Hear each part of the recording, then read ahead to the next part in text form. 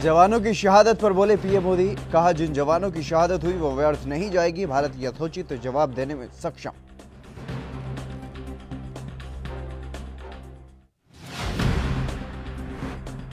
भारत के खिलाफ चीन की मदद कर सकता है पाकिस्तान, आईएसआई के मुख्यालय में पाकिस्तान के तीनों सेना प्रमुखों ने की चर्चा।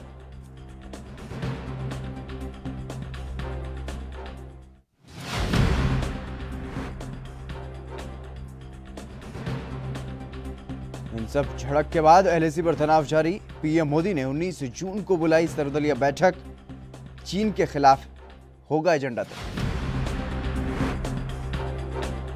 कोरोना काल में अमेरिका ने भारत को सौंपे 100 अत्याधुनिक वेंटिलेटर, भारत ने अमेरिका को कहा शुक्रिया।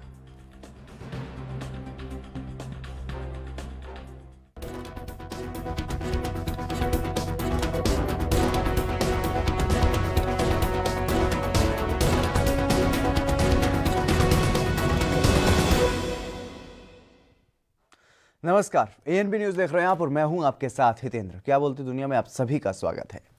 चीन के साथ जारी गतिरोध के बीच प्रधानमंत्री नरेंद्र मोदी ने 19 जून को सर्वदलीय बैठक बुलाई है, जिसमें सभी पार्टियों के अध्यक्ष मौजूद रहेंगे। इस बैठक में चीन के खिलाफ आगामी रणनीति पर चर्चा होनी संभव है। इस रिपोर्ट में देखिए।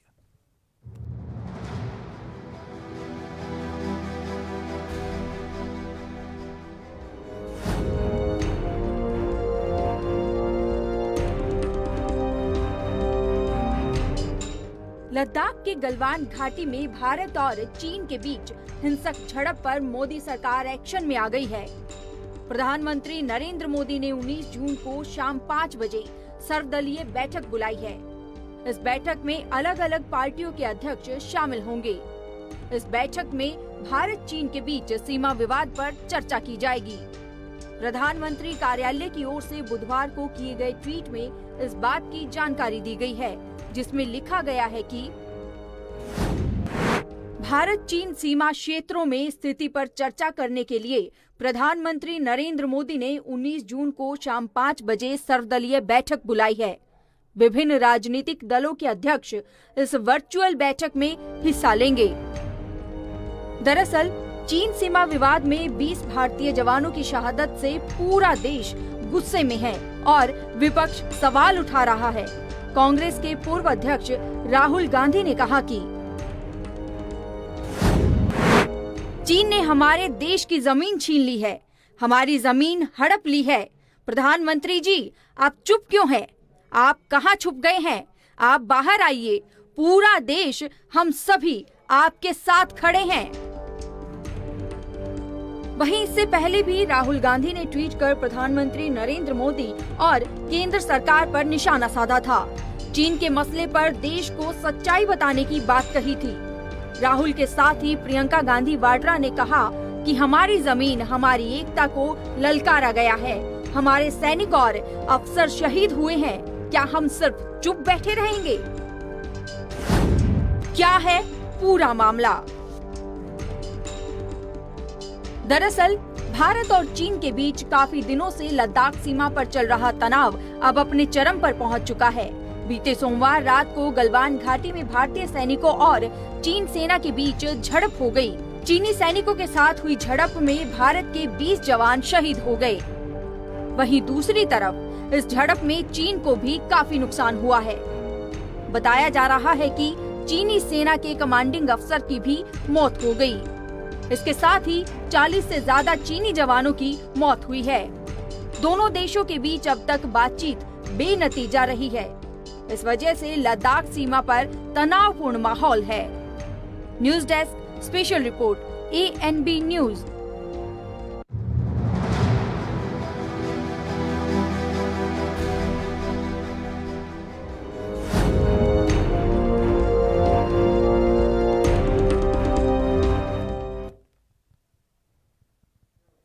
चीन के खिलाफ अब भारत कड़े आर्थिक फैसले कर सकता है। इनमें सबसे पहले चीनी प्रोजेक्ट को लेकर के सख्ताई बरती जाएगी। दरअसल देश में उन प्रोजेक्ट को रद्द किया जा सकता है जिसमें चीनी कंपनियों ने करार हासिल किए हैं। इनमें मेरठ रैपिड रेल का प्रोजेक्ट भी शामिल है, जिसकी बिड चीनी कंपनी ने हासिल की है। इस रिपोर्ट में आप देखिए।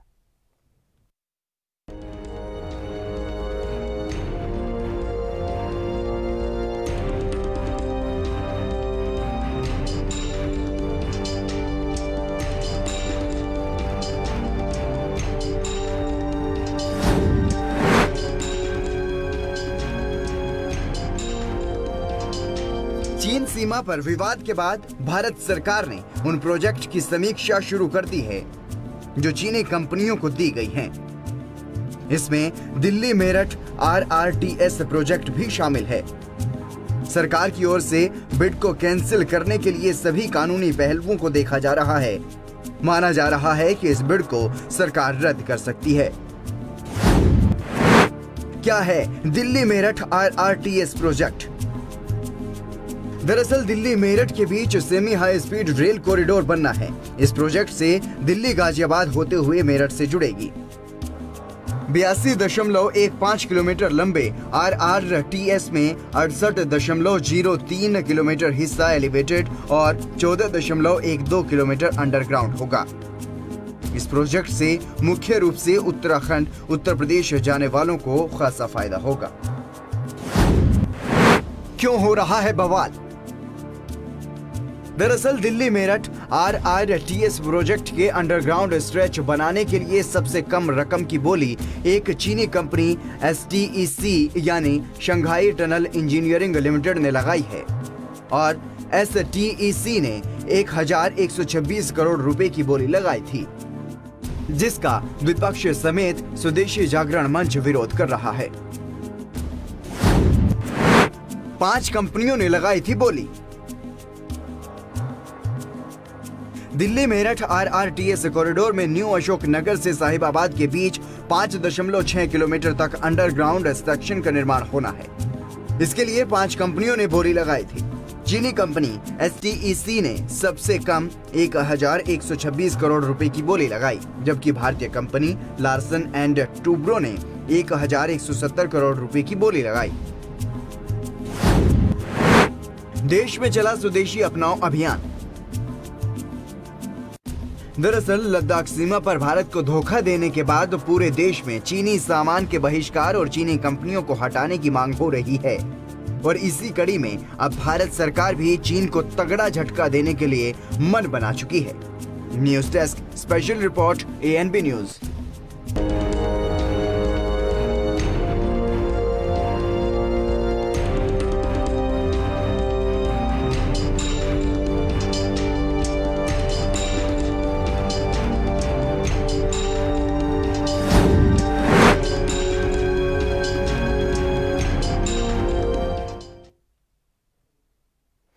चीन की ओर से लद्दाख सीमा पर रखी गई गुस्ताखी से पूरे देश में आक्रोश की लहर है। जहां भारतीय नागरिक चीन के खिलाफ विरोध प्रदर्शनों पर उतर आए हैं, तो वहीं चीन से बदला लेने की मांग भी की जा रही है। और इधर इस पूरे मामले पर अब मोदी सरकार भी एक्शन मोड में आ गई है।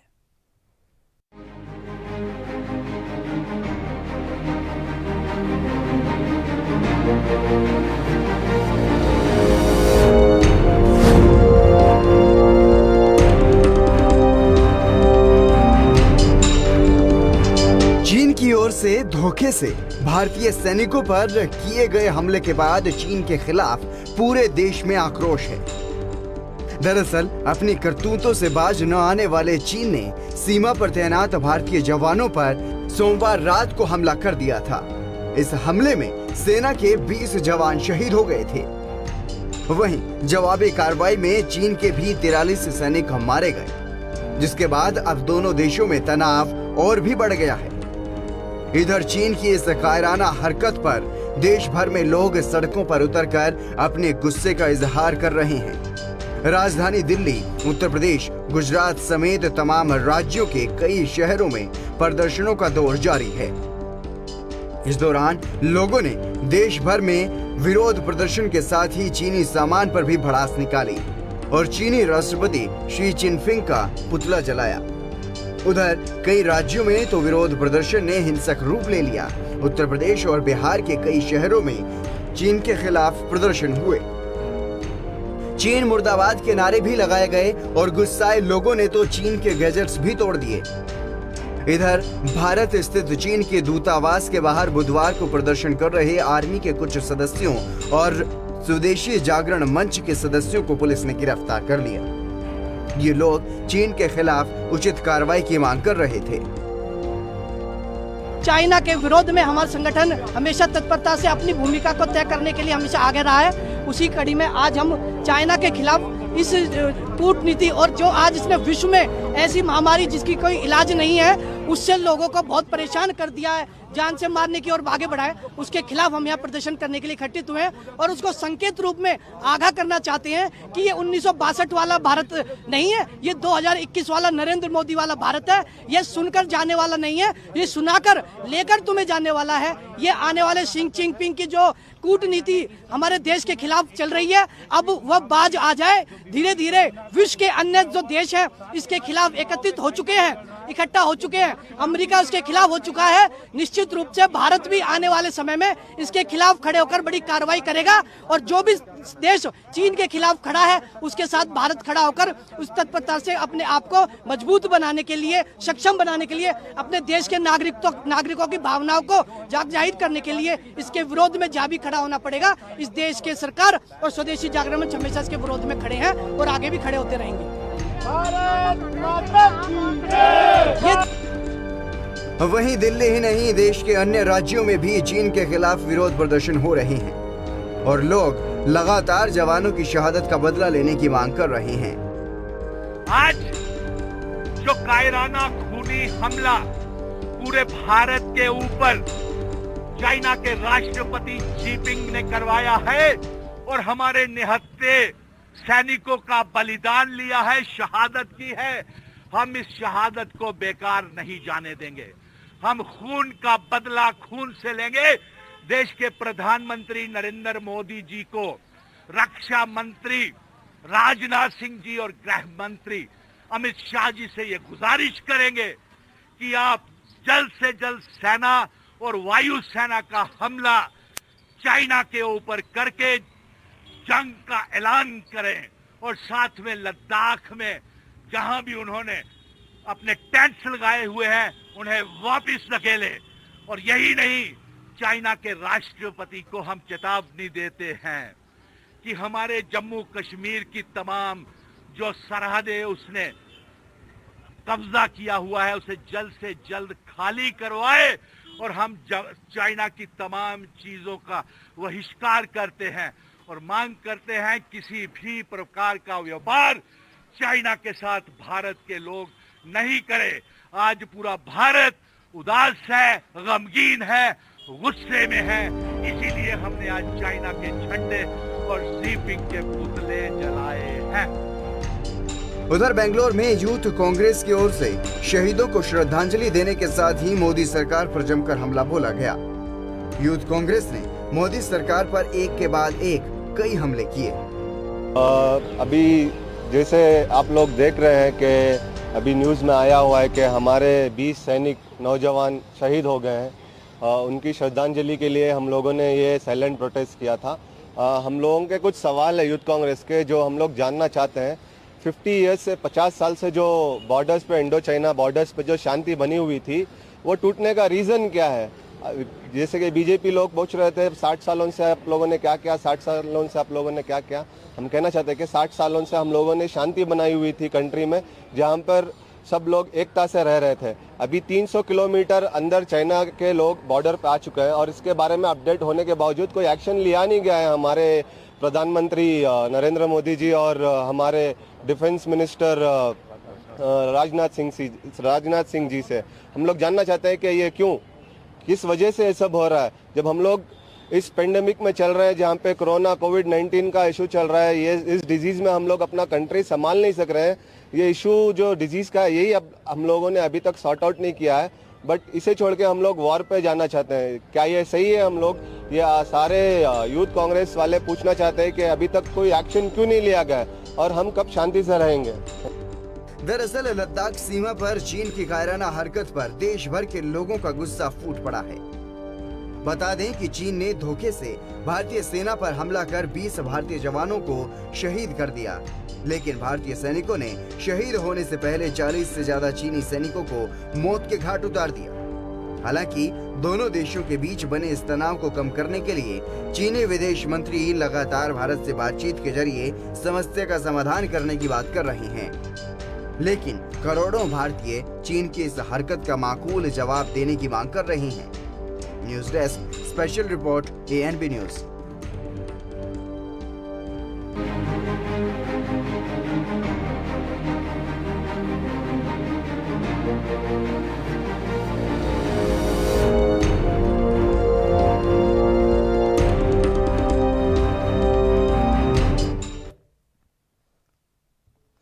चलिए इसी बीच रुक करते हैं बड़ी खबर की ओर। इस वक्त की बड़ी खबर सामने आ रही है दिल्ली से।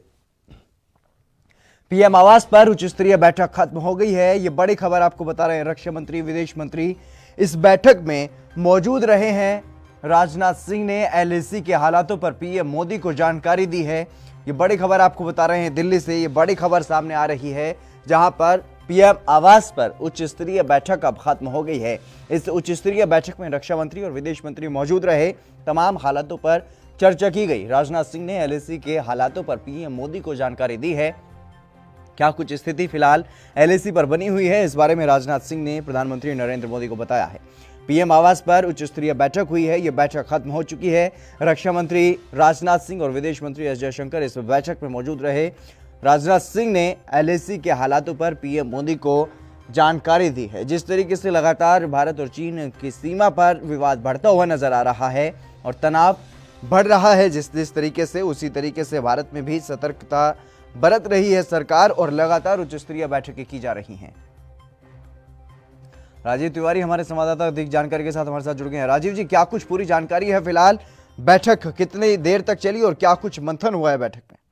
देखिए, बिल्कुल बता दें, लगातार ये बैठक चल रही थी तो कहीं ना कहीं ये जरूर है, लगभग 2 घंटे के करीब ये बैठक चली है। मगर कहीं ना कहीं ये जरूर देखना होगा कि जो प्रधानमंत्री नरेंद्र मोदी ने कहा है कि पहले ही स्पष्ट कर दिया था कि जो शहीदों की जो सरदार है कि भारत के पास पूरी ताकत है और कोशिश ये की जाएगी कि ताकत का एक बार चीन को एहसास कराना जरूरी होगा। जी राजीव, तमाम जानकारी देने के लिए आपका बहुत बहुत शुक्रिया। तो ये बड़ी खबर आपको बता रहे हैं दिल्ली से। इस वक्त की बड़ी खबर सामने आ रही है। एक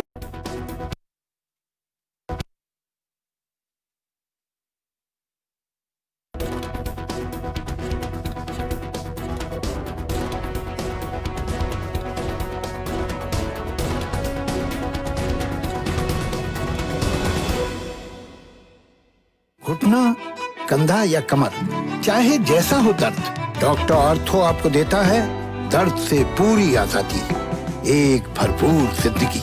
ये कोई टेम्परेरी पेन किलर नहीं, आयुर्वेदिक औषधि है।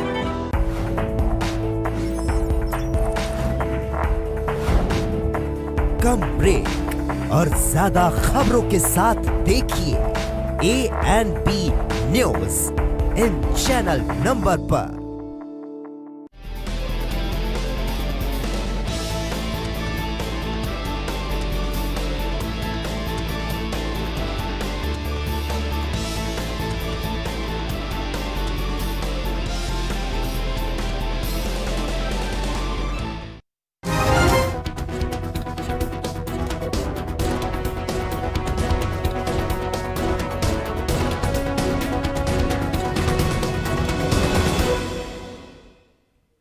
ब्रेक के बाद एक बार फिर से आप सभी का स्वागत है। चीन के साथ जारी तनाव के बीच रक्षा मंत्री राजनाथ सिंह का बयान भी सामने आया है, जिसमें उन्होंने यह जता दिया है कि चीन को इस हिमाकत का जवाब जरूर मिलेगा और भारत शहीदों के बलिदान को कभी भूलने वाला नहीं है।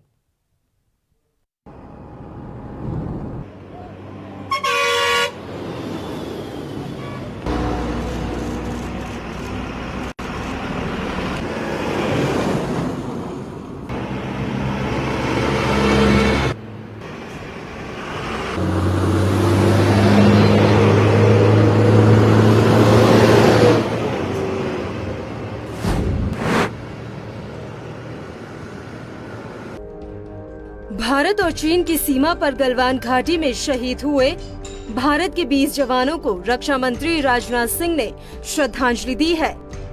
बुधवार को ट्विटर पर रक्षा मंत्री राजनाथ सिंह ने अपना बयान जारी किया, जिसमें उन्होंने लिखा कि गलवान घाटी में सैनिकों को खोना दर्दनाक है।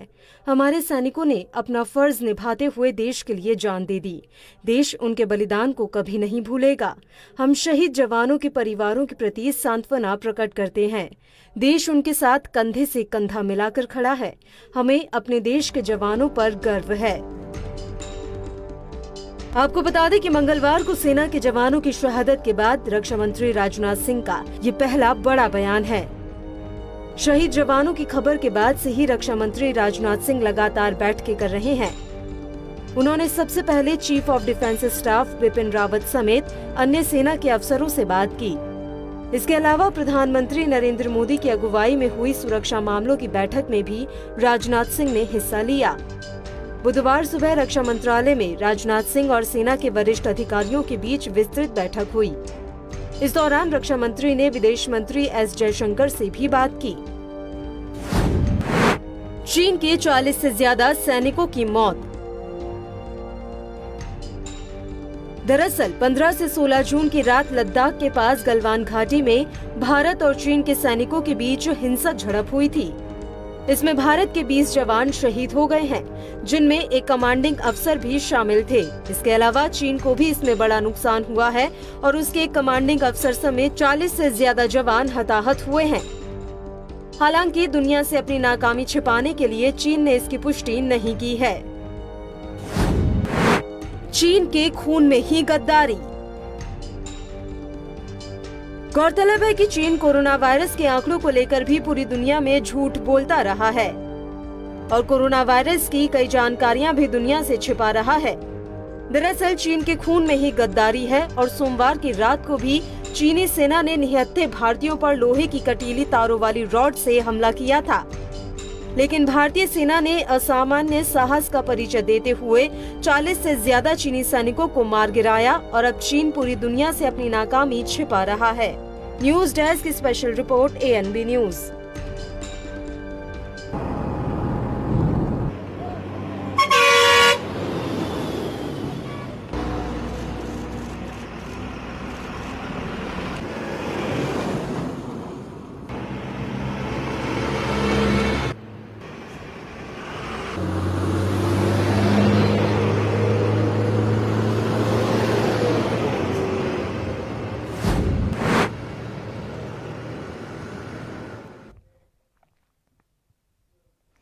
चीन को सबक सिखाने के लिए अब लद्दाख बॉर्डर पर तेजी से सड़कों के निर्माण का कार्य शुरू होने वाला है और इससे लेकर के गृह मंत्रालय ने उच्च अधिकारियों के साथ बैठक की है।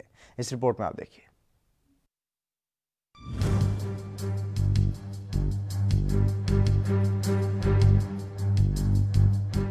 LAC पर चीन के साथ बढ़ते तनाव के बीच भारत ने सीमा पर सड़कों के निर्माण में और तेजी लाने का फैसला लिया है। सूत्रों के मुताबिक गृह मंत्रालय में बुधवार को बड़ी बैठक हुई। बैठक में बॉर्डर रोड ऑर्गेनाइजेशन यानी BRO, ITBP, आर्मी, CPWD और गृह मंत्रालय के अधिकारी मौजूद थे। दरअसल Indo China border road phase 2 के तहत 32 सड़कों का निर्माण भारत चीन की सीमा पर होना है। गृह मंत्रालय के सूत्रों के मुताबिक इन सड़कों के निर्माण को और ज्यादा गति दी जाएगी और सड़कों के निर्माण के लिए 1500 मजदूरों को लेह लद्दाख भेजा जा रहा है और गुरुवार को भी गृह मंत्रालय में भारत चीन सीमा की सुरक्षा को लेकर अहम बैठक होगी। अब सड़क निर्माण में आएगी और तेजी। दरअसल भारत चीन के बीच इस समय तनाव चरम पर है और ये तनाव सीमा पर बन रही सड़कों को लेकर है, जिस पर चीन हमेशा से आपत्ति जताता रहा है। कई बार चीनी सैनिकों ने निर्माण कार्य रोकने की कोशिश भी की और झड़पें भी हुई, लेकिन चीन के विरोध को दरकिनार करते हुए भारत ने सड़क निर्माण का काम और तेज करने का फैसला लिया। चीन कई बार लगा चुका है अड़ंगा। वहीं LAC के पास भारत जहां पर सड़क निर्माण कर रहा है, उस इलाके में पहले भी कई बार चीनी हेलीकॉप्टरों को उड़ते हुए देखा गया है। सीमावर्ती इलाकों में भारत के सड़क निर्माण पर विवाद पैदा करने के मकसद से चीन अपने हेलीकॉप्टर भेजता आ रहा है। हालांकि चीन की इस हरकत पर भारत कड़ी आपत्ति भी दर्ज करा चुका है, लेकिन मौजूदा समय में अब बाजी भारत के हाथ में है, क्योंकि चीन ने बॉर्डर पर जो गुस्ताखी की है उसे लेकर भारत पहले से ही चीन को दहलाने की जुगत में लगा हुआ है। और अगर ऐसे हालातों में अगर चीन बीच में अड़ंगा लगाता है तो भारत के पास जवाबी हमला करने की पूरी छूट होगी और भारत अब पहले से कहीं ज्यादा ताकत से चीन पर प्रहार कर सकेगा। अब भारत के हाथ बाजी।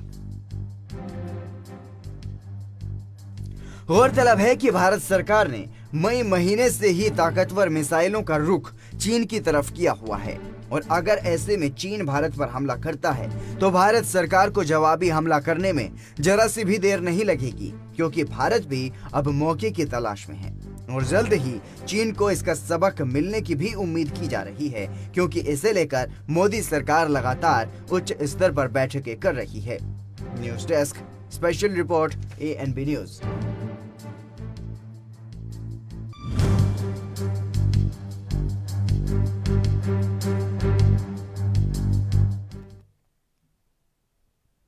चलिए, क्या बोलती दुनिया में आज के लिए बस इतना ही। आप देखते रहिए ANB न्यूज।